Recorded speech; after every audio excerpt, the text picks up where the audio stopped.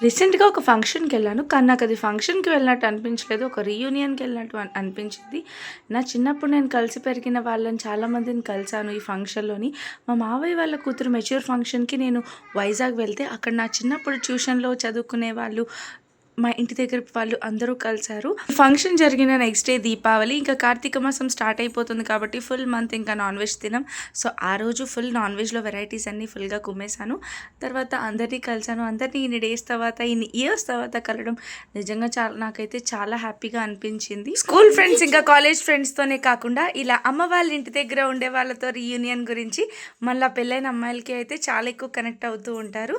ఇంకా ఈ చిన్న పాప అయితే నన్ను చూసి మమ్మీ తిన వీడియోస్ నేను చూసాను కదా అని చెప్పి తీసుకొచ్చింది. నాకైతే చాలా హ్యాపీగా అనిపించింది. ఇంకా నా చిన్నప్పుడు ట్యూషన్ సార్ కూడా కలిసారు. ఆ సార్‌ని చూసి చాలా ఏళ్ళయింది. అందరినీ కలవడంతో నాకు చాలా హ్యాపీగా అనిపించింది. వీడియో నచ్చితే లైక్ చేసి సపోర్ట్ చేయండి.